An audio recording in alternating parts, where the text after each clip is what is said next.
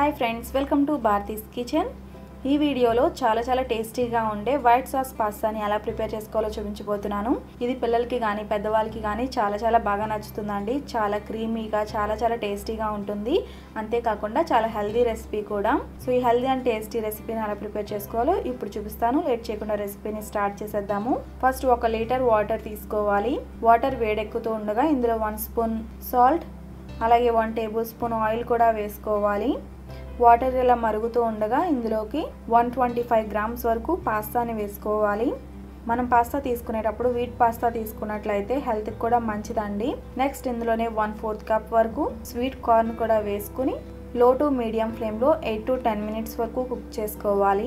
ఒక్కొక్క పాస్తాకి ఒక్కొక్క టైమింగ్ ఉంటుందండి. మీరు ఏదైతే పాస్తా తీసుకున్నారో దాని మీదే ఇది ఎంతసేపు కుక్ చేయాలి, అలాగే ఎంత వాటర్లో వేసి కుక్ చేయాలి అనేది ఆ ప్యాకెట్ వెనకాల మెన్షన్ చేసి ఉంటుంది. సో మీరు దాన్ని ఫాలో అయితే సరిపోతుంది. ఇక్కడ నేను తీసుకున్న పాస్తాని 8 to 10 మినిట్స్ వరకు లో టు మీడియం ఫ్లేమ్లో కుక్ చేస్తున్నాను. ఆ టైంలో ఇది పర్ఫెక్ట్గా కుక్ అయిపోతుంది. పాస్తా ఉడికిన తర్వాత ఇలా మీరు గరిటతో కట్ చేసినప్పుడు ఈజీగా కట్ అయింది అనుకోండి, పాస్తా కుక్ అయిపోయినట్లే. ఇప్పుడు ఈ పాస్తాని వాటర్ లేకుండా స్ట్రైనర్లో వేసి స్ట్రైన్ చేసుకోవాలి. సో పాస్తా మనకి కుక్ అయిపోయింది. నెక్స్ట్ మనం దానికోసం ఒక ప్యాన్లో 2 టేబుల్ స్పూన్స్ వరకు బటర్ని వేసుకోవాలి. బటర్ బాగా హీట్ అయిన తర్వాత ఇందులో 2 స్పూన్స్ వరకు బాగా చాప్ చేసిన వెల్లుల్లిని వేసుకోవాలి. వెల్లుల్లి బాగా ఫ్రై అయ్యేంత వరకు కూడా మీడియం ఫ్లేమ్లోనే ఇలా మిక్స్ చేసుకుంటూ ఫ్రై చేసుకోవాలి.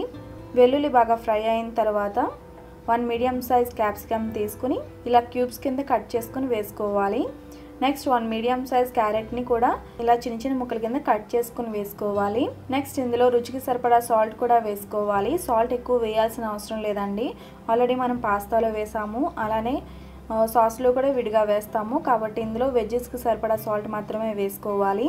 సాల్ట్ వేసిన తర్వాత మీడియం ఫ్లేమ్లో ఇలా మిక్స్ చేసుకుంటూనే ఫ్రై చేసుకోవాలి. ఇవి 1 or 2 మినిట్స్ పాటు ఫ్రై అయిన తర్వాత ఇందులో 1/2 స్పూన్ మిరియాల పొడి కూడా వేసుకుని మళ్ళీ 1 or 2 మినిట్స్ పాటు ఫ్రై చేసుకోవాలి. నెక్స్ట్ ఇందులో 1/2 స్పూన్ చిల్లీ ఫ్లేక్స్ కూడా వేసుకుని మళ్ళీ 1 or 2 మినిట్స్ పాటు ఫ్రై చేసుకోవాలి. వెజ్జెస్ ఇలా 70% వరకు ఫ్రై అయిన తర్వాత తీసి పక్కన పెట్టుకోవాలి. సో వెజ్జెస్ కూడా మనకి ప్రిపేర్ అయిపోయాయి కాబట్టి నెక్స్ట్ మనం వైట్ సాస్ని ప్రిపేర్ చేసుకోవాలి. దానికోసం ఒక ప్యాన్లో 2 టేబుల్ స్పూన్స్ వరకు బటర్ని వేసుకుని బటర్ హీట్ అయిన తర్వాత ఇందులో 2 టేబుల్ స్పూన్స్ వరకు మైదాని వేసుకోవాలి. మైదా వేసిన తర్వాత లో ఫ్లేమ్లోనే ఇలా మిక్స్ చేసుకుంటూనే ఫ్రై చేసుకోవాలి. ఇలా 1 మినిట్ పాటు ఫ్రై చేసుకున్న తర్వాత స్టవ్ ఆఫ్ చేసుకుని ఇందులో 2.5 కప్స్ వరకు పాలను వేసుకోవాలి. ఇవి కాచి చల్లార్చిన పాలన్నమాట. సో పాలని ఒకసారి వేయకుండా ఇలా కొద్దిగా వేసుకుంటూ మిక్స్ చేసుకోవాలి.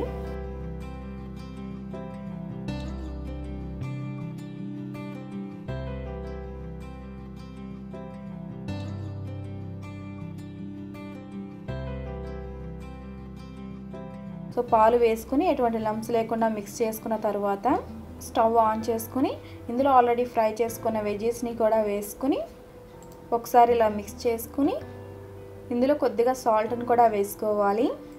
ఆల్రెడీ మనం పాస్తాలోను అలానే వెజ్జెస్లోనూ కూడా వేసాం కాబట్టి ఇందులో చాలా కొద్దిగా మాత్రమే సాల్ట్ పడుతుంది. నెక్స్ట్ ఇందులో 1/2 స్పూన్లో సగం మిరియాల పొడిని కూడా వేసుకుని 1 స్పూన్ రెడ్ చిల్లీ ఫ్లేక్స్ని కూడా వేసుకోవాలి. సో చిల్లీ ఫ్లేక్స్ వేసుకున్న తర్వాత లో ఫ్లేమ్లో ఇలా మిక్స్ చేసుకుంటూనే ఉండాలి. ఈ చిల్లీ ఫ్లేక్స్ని మీరు ఇంట్లోనే ప్రిపేర్ చేసుకోవచ్చు అండి. మంచి క్వాలిటీ గల మిరపకాయలను తీసుకుని 1 or 2 మినిట్స్ లో ఫ్లేమ్లో ఫ్రై చేసిన తర్వాత మిక్సీ జార్లో పల్స్ చేస్తూ గ్రైండ్ చేసుకున్నట్లయితే మీకు ఈజీగా ఇంట్లోనే చిల్లీ ఫ్లేక్స్ రెడీ అయిపోతాయి. ఇది కొంచెం క్రీమీగా అయ్యేంత వరకు కూడా ఇలా మిక్స్ చేసుకుంటూ కుక్ చేసుకున్న తర్వాత ఆల్రెడీ మనం బాయిల్ చేసి పెట్టుకున్న పాస్తాని కూడా వేసుకుని బాగా మిక్స్ చేసుకుని స్టవ్ ఆఫ్ చేసేసుకోవడమే. ఈ రెసిపీని చాలా తక్కువ టైంలో చాలా ఈజీగా ప్రిపేర్ చేసుకోవచ్చు. అంతేకాకుండా చాలా టేస్టీగా కూడా ఉంటుంది, హెల్దీ కూడా. ఇది వేడివేడిగానే సర్వ్ చేసుకోవాలి. చూస్తుంటేనే చాలా బాగుంది కదా. టేస్ట్ కూడా చాలా బాగుంది. ఇది చాలా హెల్దీ అండ్ టేస్టీ రెసిపీ. ఈ రెసిపీని మీరు కూడా తప్పకుండా ట్రై చేసి మీ ఫీడ్బ్యాక్ని నాకు ఈ వీడియో కింద కామెంట్ సెక్షన్లో తెలియచేయండి. ఈ రెసిపీ మీకు నచ్చితే తప్పకుండా లైక్ చేయండి. రెసిపీ ఎవరికైనా హెల్ప్ అవుతుంది అనుకుంటే ఈ రెసిపీని మీ ఫ్రెండ్స్ అండ్ ఫ్యామిలీస్కి షేర్ చేయండి. మరిన్ని రెసిపీస్ కోసం నా ఛానల్ సబ్స్క్రైబ్ చేయండి. అలాగే తర్వాత వచ్చే బెల్ ఐకాన్ కూడా క్లిక్ చేయండి. Thanks for watching.